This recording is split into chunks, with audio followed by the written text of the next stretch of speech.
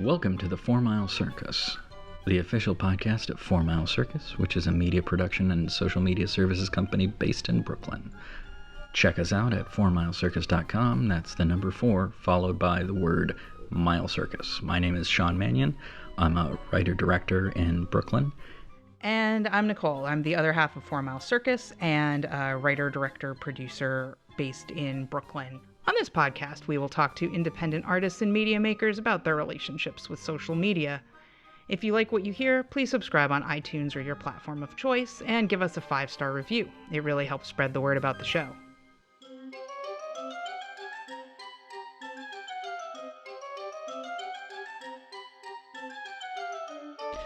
Nicole, why did we start doing a podcast, Nicole? I don't know, Sean. I really don't know. I think it had something to do with the fact that there are a lot of really interesting independent artists and media makers who are trying to navigate the worlds of social media. And sometimes we talk to them about that, and some of those conversations might actually be interesting to other people. Yeah, I think we do talk to a lot of interesting people who have interesting things to say about social media and how that plays into being an independent artist today. It's a big piece of being an independent artist today is the social media side of things, self-promotion and mutual promotion. And it can be a frustrating thing. Oh my God. It's not all good. It's not all fun. Parts of it are for me, but not all of it. And so I think this is a place where we can talk kind of honestly about some of the ups and downs, what works, what doesn't work, kind of no bullshit, honest conversation about how to make social media work for you, because there's no one size fits all thing. You know, you need to find a way that it can realistically fit into your life. We're going to be live streaming this and future interviews on Facebook as we conduct them. So like 4MileCircus on Facebook to be notified of future live streams so you can see all our mistakes and comment with questions for the guest. Some questions may even make it into the show. On today's inaugural episode, we're featuring an interview with the multi-talented indie film writer, director, producer Christina Raia of Congested Cat Productions and the celebrated monthly Indie Works short film series. Christina recently released her debut feature, The Horror Film Summit. On this first of a multi-episode, in-depth interview, we talked to Christina about how she's harnessed social media to build an audience for her projects. But first, special for you, we have a social media tip of the episode.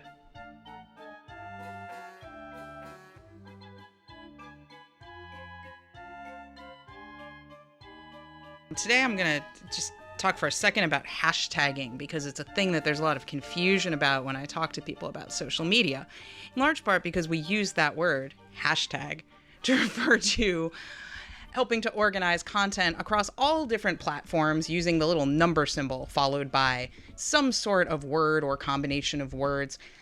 But I wanted to talk today about differences between using hashtags on Twitter versus Instagram versus Facebook. On Twitter, people mostly use hashtags as a way to organize conversations and jump in or out of ongoing conversations that are happening on that platform between different people. And so if you are participating in a large Twitter conversation, you will want to use the hashtag that is being used so that people can easily find people contributing to that conversation. Whether it's a structured talk of some sort or if it's just a trending topic that a lot of people are talking about, like something happening in the broader world. Whereas on Instagram, first of all, you don't have a 140 character limit the way you do on Twitter. And you can do up to 30 hashtags on every single post. And I suggest in general that you make use of those on Instagram, because that's how people who don't already find you can find your content if it's something that's going to be of interest to them. If you're posting a picture from your film shoot and they're independent filmmakers on Instagram looking for other filmmakers, like, you know, shooting their shoots, basically, they might search hashtag behind the scenes or hashtag film production or hashtag shooting or any of the other countless hashtags you can find on posts I have made pertaining to this subject. The 4MileCircus recommendation for using hashtags on Instagram is basically you can use up to 30, use them all, put most of them at the end of your post. You're going to just look less tacky if your hashtags are all at the end, so people aren't scrolling through seeing like hashtag awesome, hashtag motivation, hashtag gains, hashtag whatever you're hashtagging it. Instead, they see like, behind the scenes with Christina Raia and Sean in Sean's living room, and, hashtag podcasting, hashtag independent media, hashtag whatever, do your 30 at the end of your description. So those are some differences between using hashtags on Twitter versus Instagram. They're far less useful on Facebook, but knock yourself out trying, I guess. And we'll wrap that up now. Right? That sounds good. Yeah. Okay. That was great. I hope you all learned something. I'm sure a lot of people did. So let's we're having fun. We're having fun. Thank you, Christina. BT Dubs. Thank you, Christina, for giving me those encouraging nods. I'm like, this is not interesting to you. Thank you. It helped. So, speaking of Christina, why don't you introduce yourself, Christina? You occasionally make video things, right? Like you do video stuff. Yes. Well, thank you for having me. My name's Christina Raia. I am an independent filmmaker. I also run IndieWorks, which is a monthly screening series in New York, and I'm a crowdfunding specialist at Seed and Spark. And I just try to be part of the independent film community in all of the ways possible. Okay, that's good. What is a Seed and Spark? I don't know what a Seed and Spark is. What is that? I do know what a Seed and Spark is. But... Of course you do. We've only crowdfunded twice on there. Oh, I see. Seed and Spark is a crowdfunding and integrated distribution platform for independent film. And there are a lot of things that make us different, I would say. The biggest thing is that we're very filmmaker focused, and we're about allowing filmmakers to come full circle, not circus. Too much Everything circus. Is full circus. Yes, 4MileCircus. Full circle with their projects by crowdfunding through us and then distributing through us. And it kind of keeps the control in the hands of filmmakers. Nice. So the first thing that we want to talk about for this first episode, and like I said, we're going to keep you around for a little bit, and we'll do some more that drills down a little bit more, is just talk kind of generally about your experience with social media and how that interacts with filmmaking. And obviously, I'm sure you have some perspectives as far as your work with Seed and Spark lately, but let's just kind of get started with what platforms do you use? Sure. So I'm mainly on Twitter, Facebook, and Instagram. I try to equally be on all three. They have different kind of audiences on all three, I would say. Facebook is more like reaching family and like my mom's friends and stuff like that, which has been great for crowdfunding. But Twitter is more like finding my community of filmmakers and having discussions and jumping into discussions that are already happening and kind of finding like-minded filmmakers who believe in diversity and representation the way that I do. And also just discovering other people's work, which is wonderful.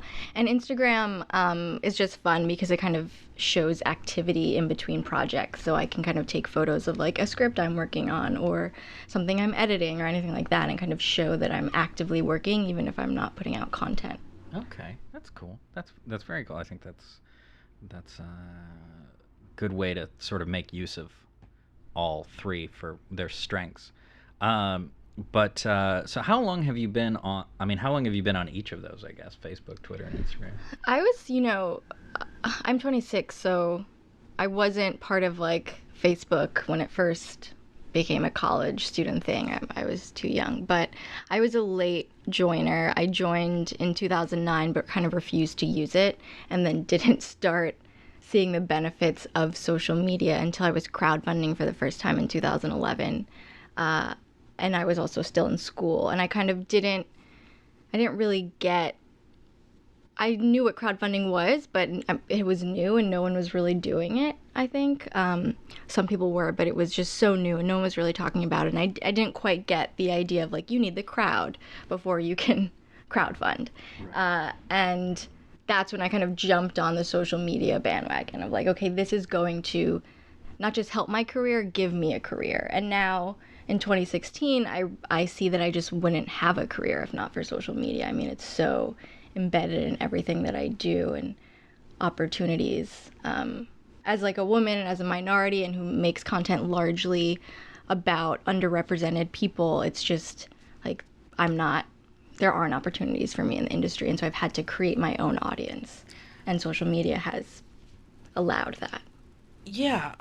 Can I ask a follow-up about that? You Sure. mentioned the idea of the need to build the crowd before doing the crowdfunding. And I was wondering for our listeners at home if you could speak a little bit about what you mean by that and what that has to do with social media in your situation. Sure. Well, I didn't get on Twitter until 2012. And again, initially I thought it was like, oh, you're just telling people what you're doing at every moment, and I didn't get it. And I spoke to some marketing people and realized that it was about promoting your work and giving yourself a voice and reaching people who have similar interests as you. And so I was able to use Twitter in particular as a way to start talking about the things that interested me and the things I wanted to say as an artist, and found people who wanted to hear that. I found my audience. I found people who were looking for the content that I wanted to make. And that's really what you have to do before you can crowdfund, because we don't have, huge marketing budgets where we can just throw money out into the world and put up posters all over subways and stuff like that. We need to actually directly connect with people, and that's what social media has allowed, is to say, okay, I can't reach millions of people, maybe I can reach a few hundred who very specifically want what I'm making. So I know that these are valuable connections, that they're worth my limited time and my limited resources. Yeah, and then ideally, when it works well, those people are going to talk to their friends. Right, and so that's sort of how you can kind of build. So each crowdfunding campaign has become a way to continue building on my existing audience by having them spread the word. So thankfully, I have a lot of people who enjoy my work and will tell their friends to check out stuff or just kind of retweet me. I try to pay it forward. I think you have to on social media. You kind of have to not just be promoting yourself, but looking for opportunities to promote your peers. And I try to do that, and thankfully, many reciprocate. So that's really what it is. It's a community. Well, speaking of promoting your peers, you have a very specific way that you do that with Congested Cat, with IndieWorks. How has tell people? I'm sure many people the few people who are listening already know about IndieWorks, but just for my benefit, because I'm forgetful, I'm getting old. Tell me about IndieWorks. So IndieWorks is a monthly screening series. We screen around 6 short films every month. It's only for local filmmakers, because a big part of our series is that the filmmaker has to show up and participate in a Q&A. And it's not so much about just having an opportunity to screen your work. It's about showing your work to a room of your peers, largely people that work in film, and kind of having a discussion about that work and getting the opportunity to talk about more of the kind of artistic intention behind it, and then hopefully going on to meet other local filmmakers you can collaborate with. And we're starting our 4th year, and it's really wonderful because I have people come to me and tell me that they met actors or crew members at IndieWorks that they've gone on to work with, and we have had some films that have screened. Now we're getting all these submissions for year 4, and a bunch of them were worked on by people that met at like year 1 at IndieWorks. And so that's very cool. It was really cool. And so yeah, we're curated. You can submit on Film Freeway through our site, and we really try to highlight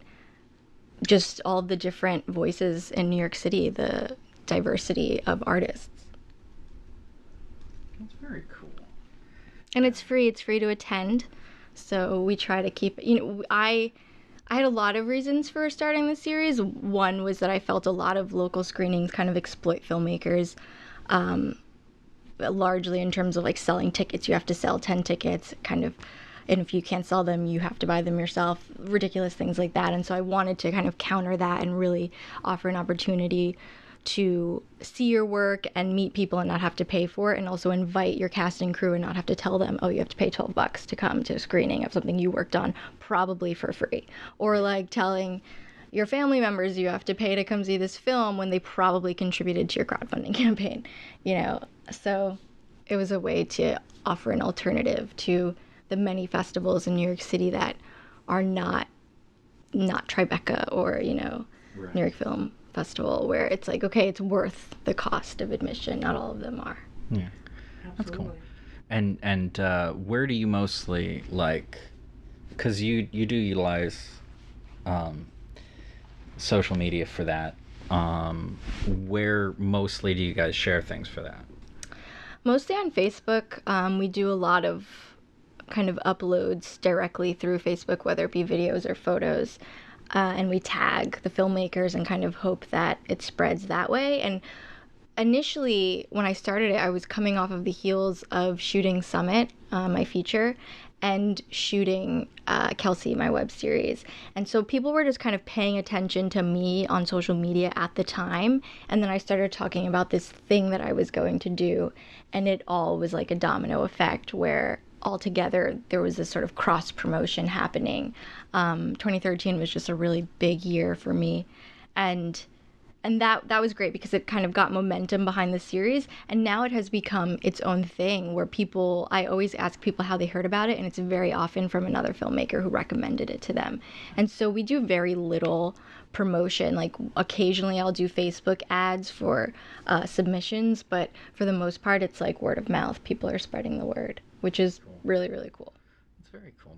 I think that's the hope for everything that we do, is that everybody starts just talking to everybody about it, as Right. opposed to having to shove it in everybody's faces all the time. Promotion, Right. like you're talking about, it gets exhausting for other people, but it gets a little exhausting for It is. yourself as well. Yeah, and so that's why, something has to fall to the side a little in terms of what I can be promoting constantly, and so that is definitely IndieWorks, but that's because it is its own thing that people are kind of doing their own thing with. They're spreading the word, they're talking about it. It's a service, and so people get something out of it, so of course they want to tell other people about it, or at the very least, they want to come back and experience it again. And so I do a lot of, I'll do Instagram photos of the night, and we have a photographer, and we release photos, and we do a lot, we do recaps of the night, and we try and get a lot of promotion going on around the event each month, and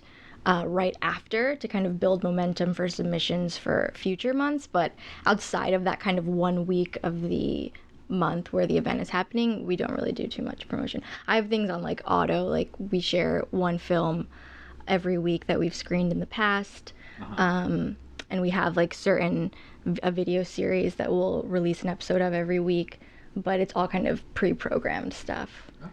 Yeah, wanted to talk about the pre-programming thing because that relates to a lot of what can make social media viable. Like, as you're on a lot of different platforms, if you were live in real time on all those platforms all day, following what's happening and putting stuff out there, you would spend all your time on social media. Right. So you said you automatically share an older film.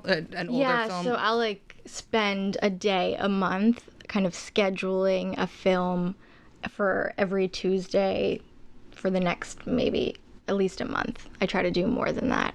So I will devote a day to just like scheduling stuff, whether it's a blog post or sharing of a film or sharing of old content. And even with my own work, like sometimes I'll schedule Throwback Thursdays and things like that. I use Hootsuite a lot, especially if I'm going to be on set or if I know I'm just not going to be able to be as active as I'd like. So I try not to schedule too much Twitter-wise because I think being like relevant to the specific time, especially when like articles come out and stuff like that, is really important. And being able to react is important. But as much as I can schedule, I do. Yeah. Cool. That makes a lot of sense. So beyond promotion, I think you touched on this a little bit, but beyond promotion, like what kind of value have you seen from social media? You mentioned a little bit offhand about like community, like finding like people. You know, when I first got on social media, for one thing, it was like, oh, I'm going to share my work and I'm going to find other work. But it was largely like, oh, I just kind of want to be followed and liked. I want to be likable, you know.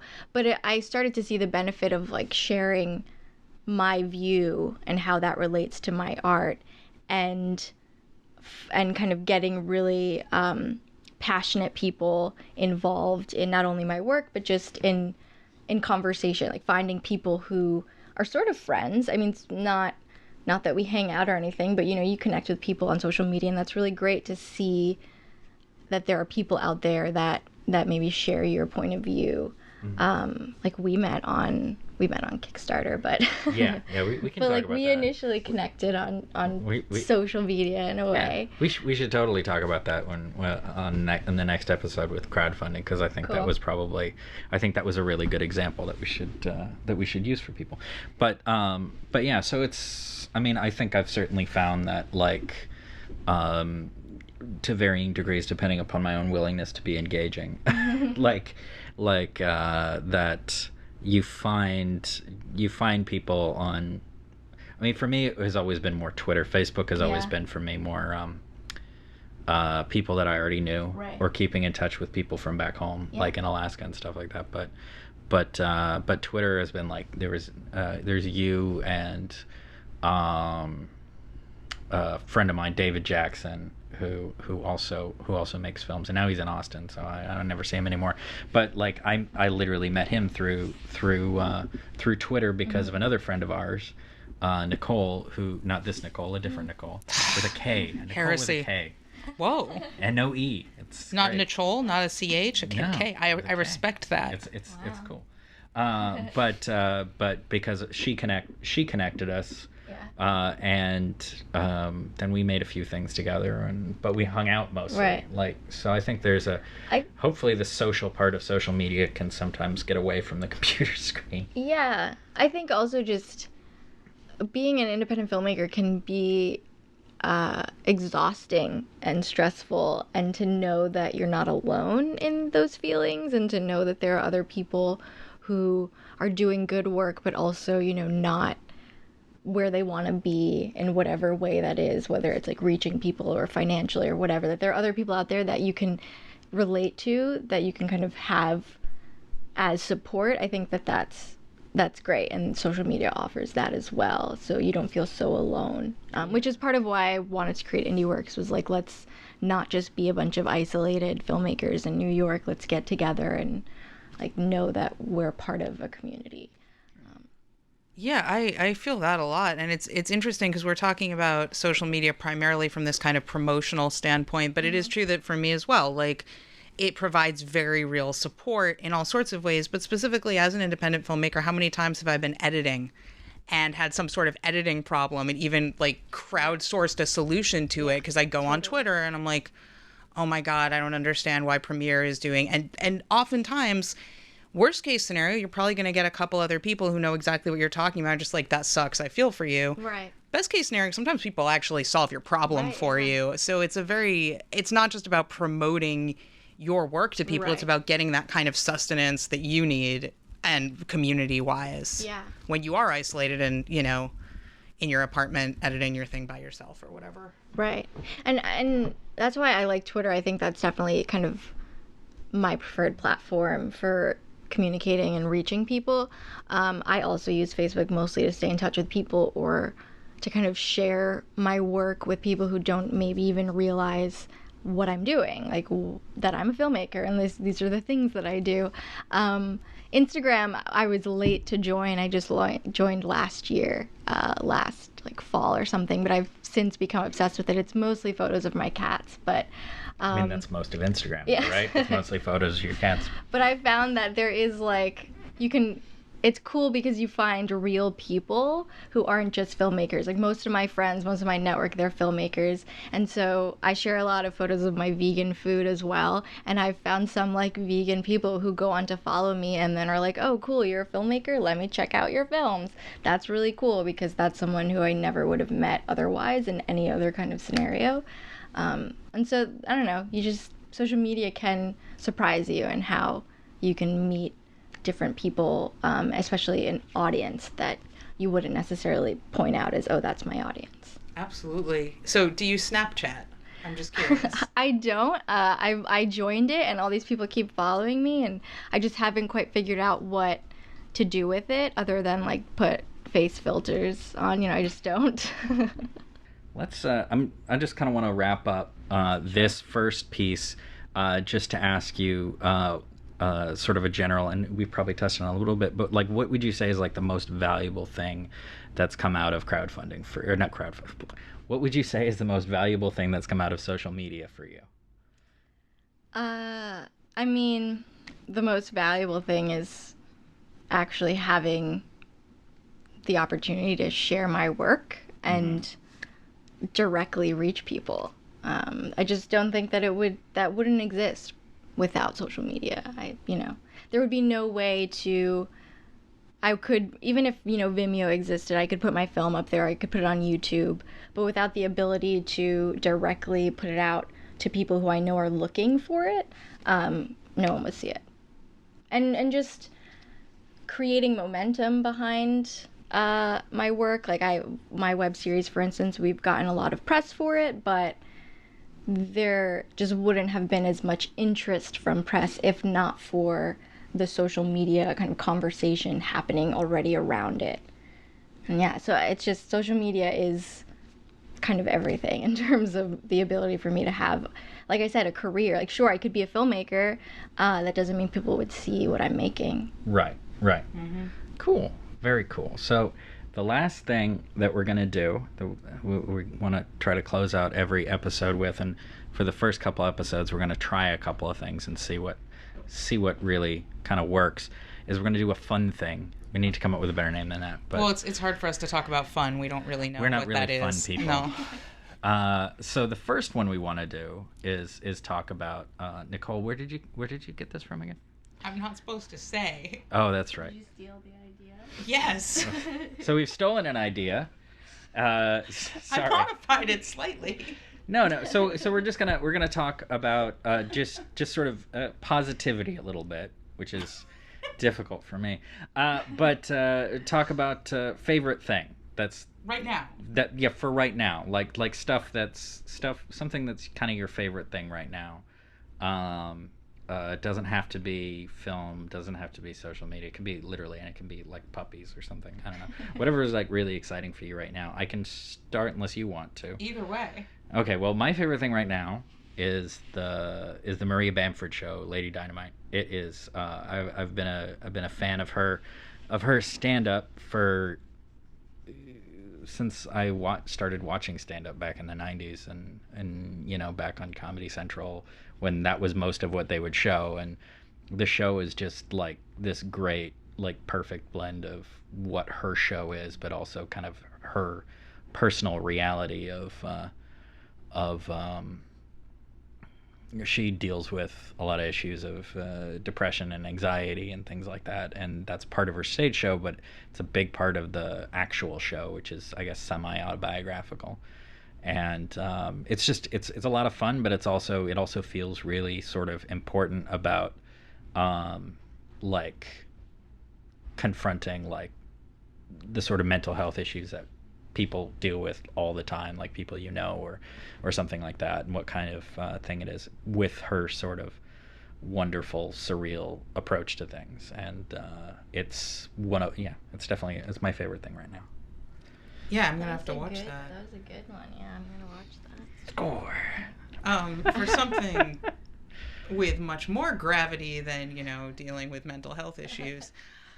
My favorite thing right now is podcasts that recap television shows that have been off the air for decades, and I still like to listen to. The three that I'm super, super, super obsessed with right now are Gemcast, which recaps and critiques episodes of Gem and the Holograms. It's a super smart, super funny show. Check it out. All of these are on iTunes. You can find, and other podcast carriers, find them there. Gemcast, Gemcast. One of my favorite podcasts right now. And the other two are The Blaze with Lizzie and Kat and Previously.TV's Again with This Beverly Hills 90210 edition. both of these shows that I listen to regularly just recap episodes of the original Beverly Hills 90210 with their own commentary, critiques, etc., that are often extremely on point. I feel far less alone now about things I originally witnessed decades back, such as the Dylan goes to a ranch and gets with Anne episode, which any of you out there who've seen this episode and haven't repressed it probably know how weird it is. And it was very validating to me to listen to not one, but two different podcasts concurring that was a weird fucking episode. But both of those shows are really on point. Check them out if you like Beverly Hills 90210 even a tenth as much as I do. All three of these shows make me extremely happy, and they are my favorite thing right now. And so we'll kick it over to Christina Raia. That's tough. I don't know. Favorite thing.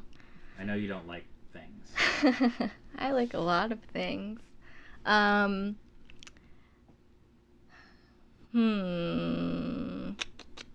know what which I want more of, is I've been like binging female-driven period pieces from the UK on Netflix. Like, there's a ton of things. I just recently watched Called the Midwives, but I'm like digging that. and I want more of that, like women, the lives of women during these periods that are often very focused on men. And obviously, like, it would be nice if there were some focus on non-white women in the past as well. But that's like a new thing that I've been just kind of looking. Like, I watched that and then everything that was recommended related to it, and I'm looking for more. Speaking of that sort of thing, have you watched Period Piece, the Comedy Central show? No. It's sort of a parody of those sorts of things, okay. But it's very funny. It's I'm just spacing on who's in it. The dark-haired woman who's in Garfunkel and Oates, if you know those comedians, she's in it, and she's very funny. No, wait, I'm wrong. It's the other one. It's the blonde one is in it. The dark-haired one is in some other show I was watching. Oh no, never mind. The blonde one is in it, and a bunch of other people from like the the guys who did the summer camp movie. What is it called? The summer Wet camp. Hot American Wet Hot American Summer. A lot of those guys are in it too. So When is it from?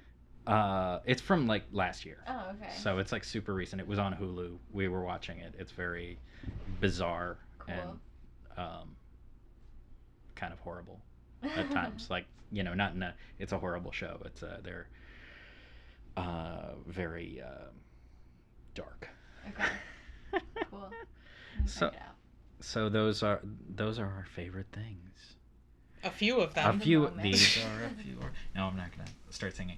But so that's our first episode. Oh no! Yeah, yay!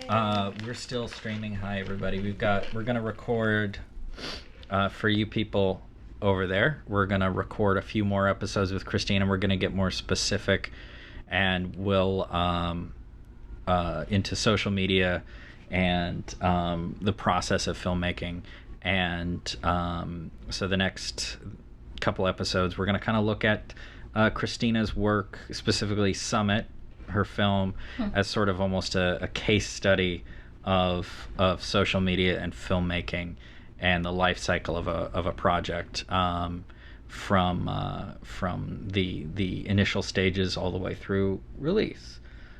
So join us for those next episodes. So that was our first episode. We think it went pretty great, and Christina's pretty great. And on our next episode, we're going to be talking to her more about crowdfunding.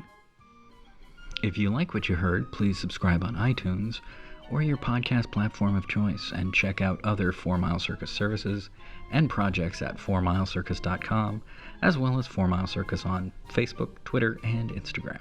Watch our first VOD release, Nicole's award-winning feminist phone sex horror comedy Small Talk, at 4MileCircus.com/store, and be sure to check out Christina Raia's work at CongestedCat.com and chat with her on most social media platforms, on which she is CRaia9. Catch you next time.